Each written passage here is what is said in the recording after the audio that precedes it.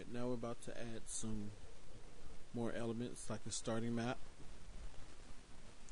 We're going to be adding more NPCs that we can interact with. We're also going to be setting up a dialogue and some other templates that are inside of the event editor. So let's get started. First things first, we're going to save as, so that way we won't do anything to modify this empty room template. One thing I did do to it though is I stopped the sun from automatically rising and falling with the sky. So I'm going to save this inside of a new folder. These naming schemes are important, so they should always match your map name. This is just for the dynamic loading that I have in the system. So I'm going to call this starting map. I'm going to copy this, go inside of starting map, and we're going to name the mission starting map.mission. Also, in the level info, if we go all the way down, you should see level name. We're going to put starting map in there, well, start map. And also for this entrance zone, which is right here, this is what's used for actually going to a certain location within the map. I'm going to name this start map underscore entrance. Save this. Now if we bring up the Torsen file for this, I'm going to exit out real quick.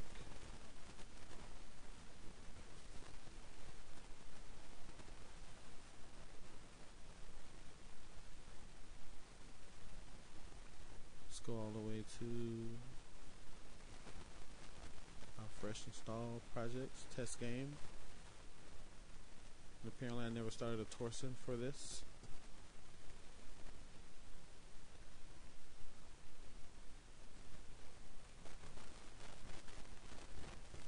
Close projects.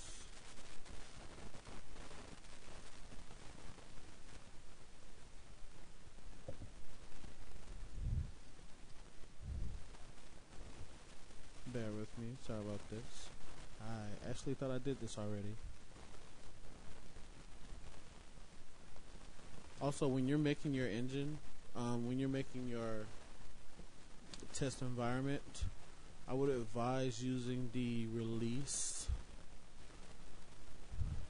especially with the current art sets that I have, as I don't think they're fully efficient and they seem to slow down in the debug version of the actual engine.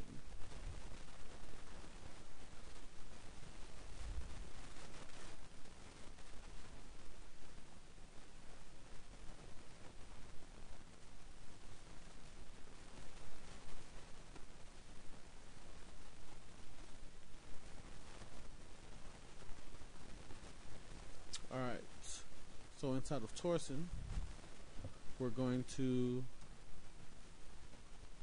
go to our scripts folder, clients, RPG engine. We're going to go to our main globals. In here, we have our globals current map. If we change this to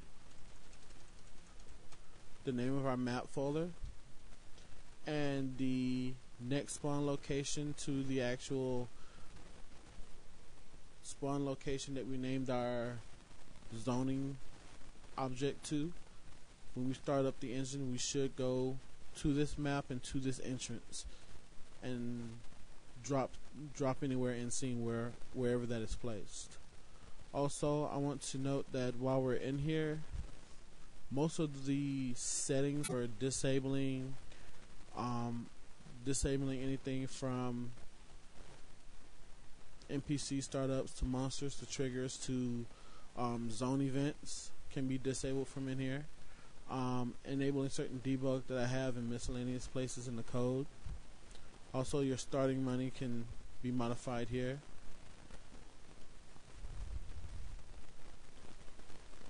Currently, I have it to where you can dynamically switch between battle systems. Currently, the only one that I actually have operating is the active battle system.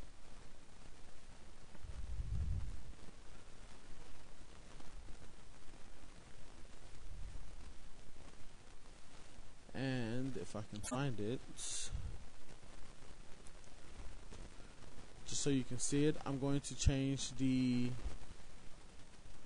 using 3D menu from true to false so we can see the 2D loading screen when we load up this time, which technically is, until I change the image, it's going to be a black, it's going to be a white background.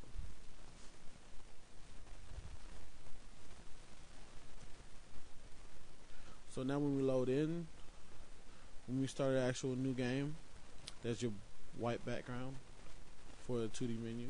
When we start a new game, we should enter into the new map that we made, and we should be right above that spawn locator right here for our start map, verifying that this is the same mission, the correct mission. Start map. Alright, that's looking good. Now one thing I'm going to do is I'm going to hit Alt C and go into floating mode, camera mode, object, whatever the mode is called, the hovery mode of modes.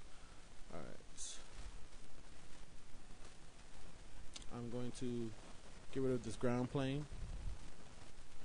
Goodbye, character. Alright, I'm going to actually import a height map that I recently created this morning that I just want to play around a little bit more with. I'm gonna give this for free as well in the resource section. Just paste it here in the height map.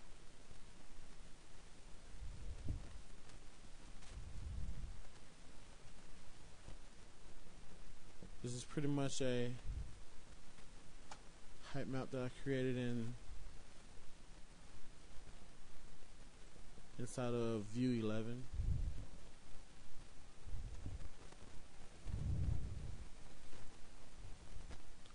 Start map terrain.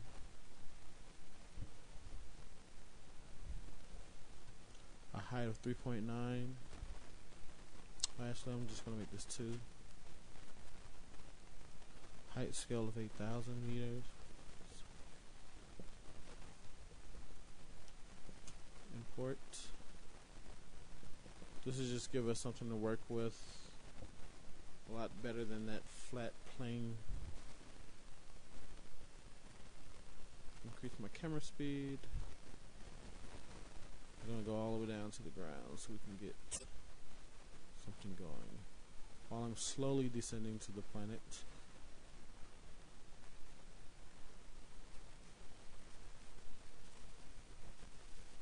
Change the material, not from W.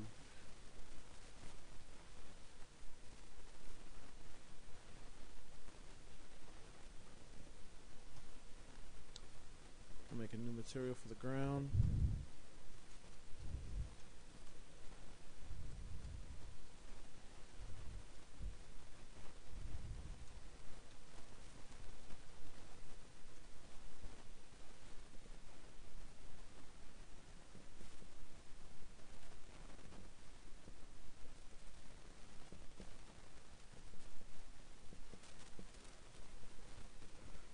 $2048.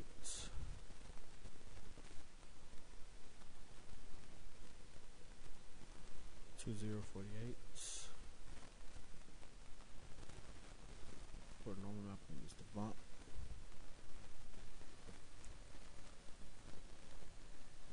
My scale's a little bit off, but that'll work for now.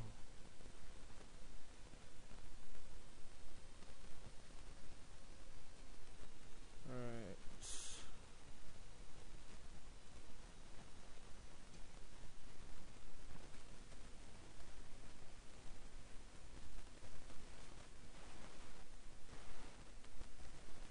put our terrain instead of our RPG elements, so everything can be together. Environment. Alright, we can get rid of clouds since it has some texture currently. So we can see the beautiful sky. We're gonna move our zone waypoint closer to the ground, so that way next time we enter we don't free fall to our death. Speaking of free falling, if I illustrate my character is still falling to his doom. Alright, that should be good. We're gonna save this. And because I'm a little OCD, I want to see if I can fix this.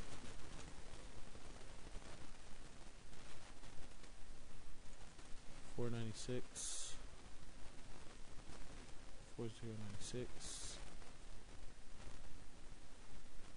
There we go. Everything's really bright.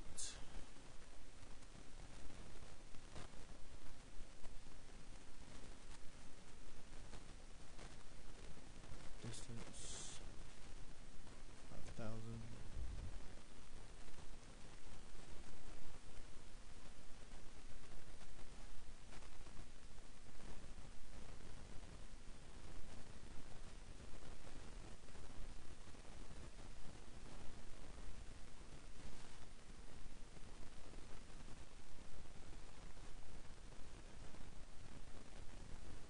I actually think I have something wrong here.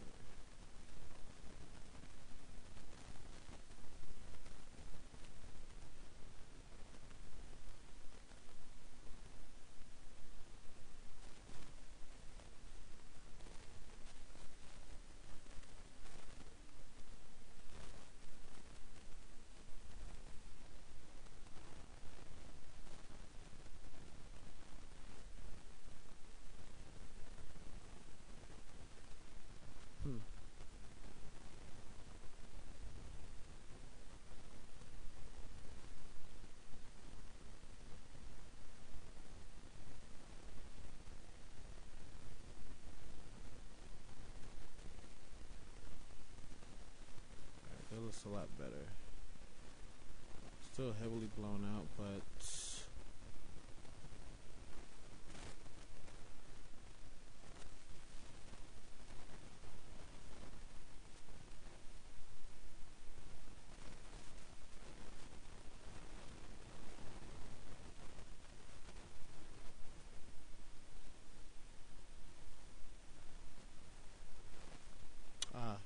this is what's wrong.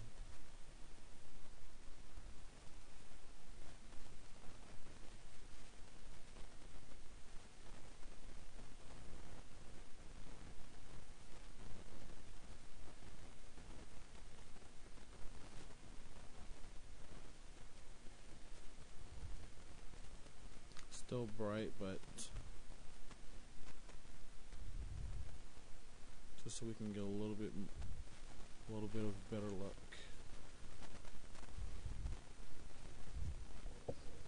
In my normal setting, I usually save that out.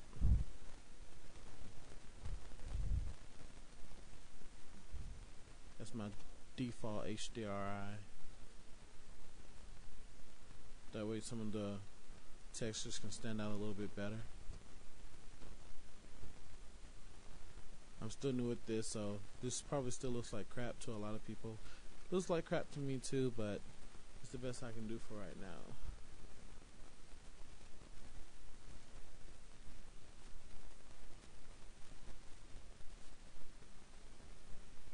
So now I'm going to try to see if I can bring my character back.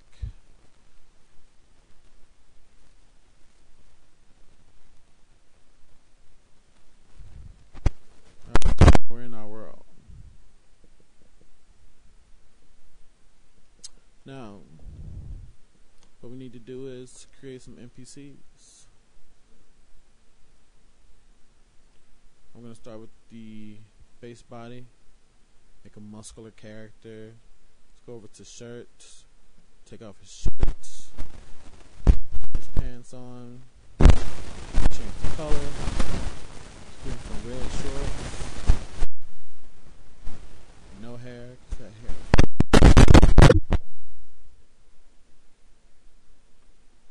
Gonna give him some weird pale skin. Let's call him Pale Guy. It's gonna be an NPC, so we'll leave that there. Just build it, the preview.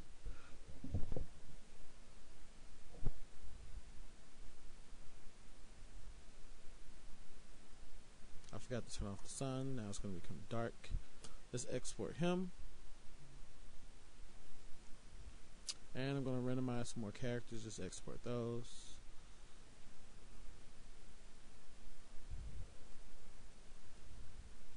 Call him Dark Guy. Randomize another character.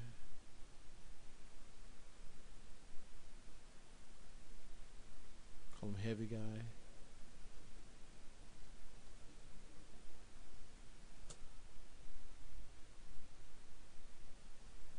And change things up. I'm going to make a female.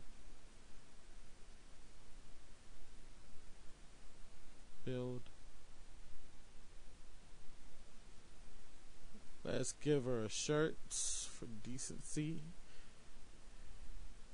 Light blue will work. Make sure she has pants and everything on. Give her the hair.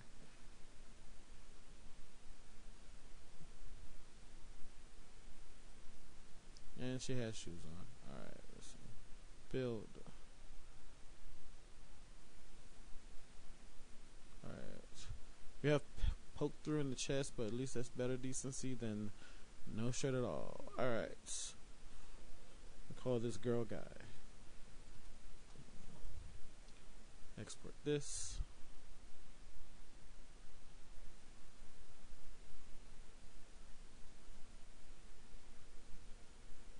Now the way that events work, usually, well not usually, the way it works is it uses the starting position of your character and also the rotation to point the NPC in that direction when it's created.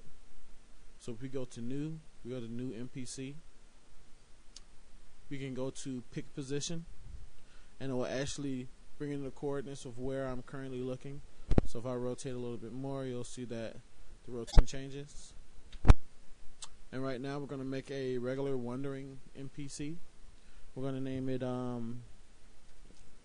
Billy Bo. Since it's not a monster, we're not going to give it a respawn time. The map name is already pre-configured for the current map that you're in. If you go in and edit any other NPCs, make sure you configure only the NPC map that you're in.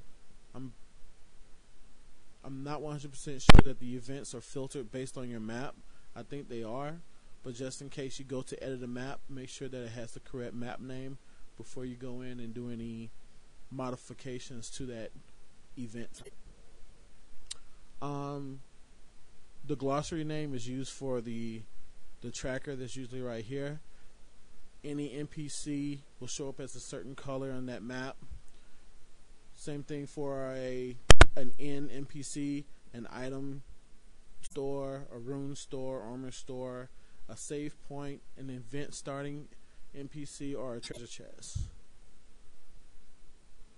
Since there's no monsters, we're not going to give it a monster list. For the actor object, we're going to go and select one of the characters.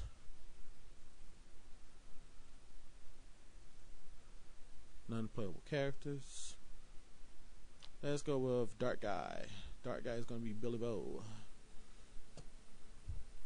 Going to give it a in-between run. Increase the movement speed a little bit. Going to increase the radius that they can wander at. Increase their minimum step a little bit more. And wait time before they move to another position. Up there. This is seconds, so 60 seconds is the highest number of seconds before they move to another position. Jump height is not implemented because of an issue in the actual engine, where when I tried to race through a raycast between the character and the object, it always hit the terrain, so I couldn't judge a calculation for jumping over an object. Maybe I can get that working in a later date. Also, the think speed is just 500 milliseconds, so every thought or every thought pattern that it does inside of its AI, it'll do that every 500 milliseconds. If you have too many NPCs in a given area or in a given map, you might want to increase the thought time to slow down unimportant NPCs' thought patterns and increase other NPCs' thought patterns like monsters and things like that. Detect radius is only used for monsters. That's just the distance that you have to be away from the monster before they'll detect you and attack you. Also, static looping are for static NPCs. If they're set for static, they can either do if nothing is set, they'll automatically do their ambient animation if there's one set inside of the object, or you can give them a specific animation to play and loop through for that NPC. So they could be reading a book, eating an apple, or something like that in your environment, and you could just loop that animation. Also, if they're set to path, inside of the editor, if you have a path that you want your NPC to follow, you can just add waypoints within a group, a name group, a sim group, and pretty much put the sim group's name here, and the character will follow each node in the sim group in order of how they're listed inside of the actual sim group. And you can also it'll either cycle through that, it'll go back and forth between the nodes to move around in the environment in a semi-intelligent way. Alright, so right now we're going to add dialogue for this NPC. If I can read, open in dialogue, nope. Save dialogue, start dialogue, here we go. So we can click this. We can give the actor an image. I don't know if I brought over that artwork. Event system art. Usually character images are in character billboards. Okay, I'll just use this one for right now. Sound effect, if you had one, you can play a vocal clip of the voice acting, or you can just have basic dialogue. Right now I'm just going to do basic dialogue.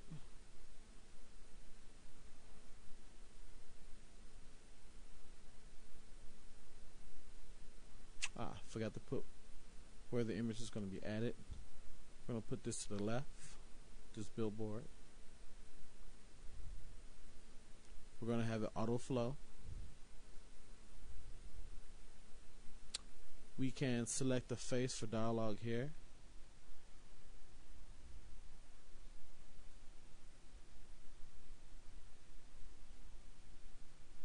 Character faces.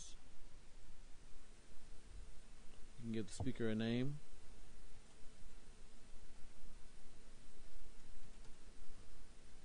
And we could put dialogue.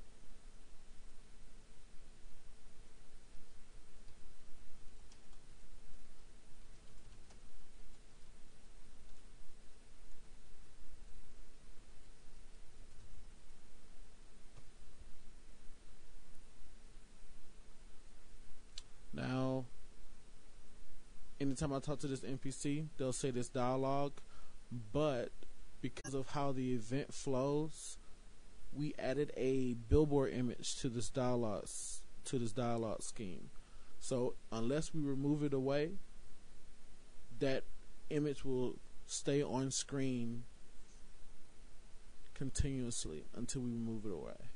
So now we're going to go back into dialogue. We're going to actually remove left image. Since we added it to the left image side, we're going to remove the image after that to make sure that it removes the image and cleans up our dialogue flow. We do not need a name for this, and we do not need a face. So delete that.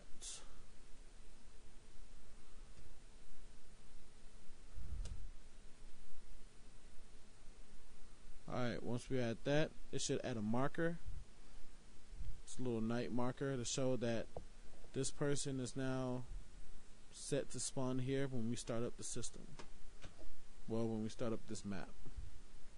And I need to make sure, let's go back into our editor. We're going to edit this event. We're going to go to edit. We need to make sure that the event enabled is actually selected, otherwise the event will not show up when we load the map. So let's see, let's exit level. Let's go back in.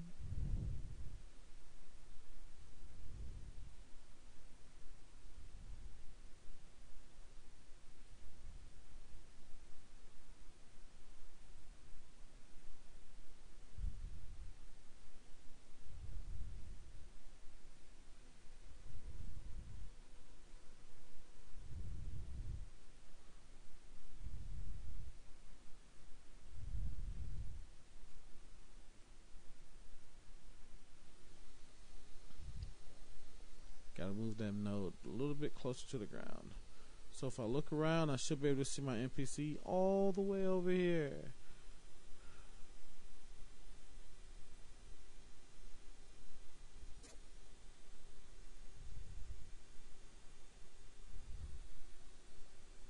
And when I get close to him, you can see the dialogue icon show up. I'm actually pointing to it, even though you can't see it right now. Hit X, start the dialogue. Since it was an auto flow, as soon as this finishes, it's going to automatically exit out.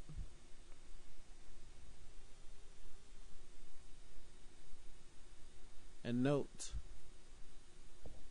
that one auto flowed, and now I'm stuck right here where I can't move because the removal of the billboard event caused me to pretty much hit the X key to finish the dialogue, because that one is not an auto flow. So we're going to correct this. Inside the event, I'm going to go to edit event, and this one with the actual dialogue, we're going to take that off of auto flow, so that way we have to hit the X button or the confirmation button, continue to the next dialogue. And on the removal, we're going to make that one an auto flow. That way it will remove the character from scene and then automatically end our conversation.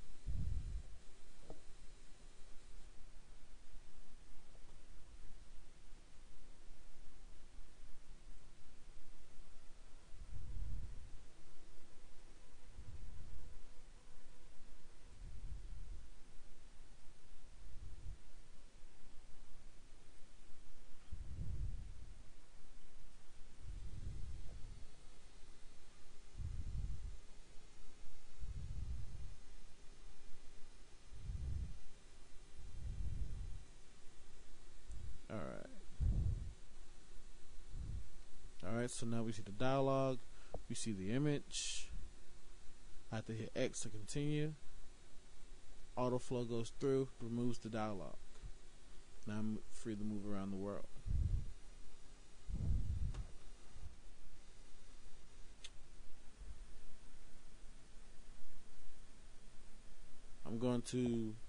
In the next video, I'm going to start off with a more populated world and see all the different options that we have in place.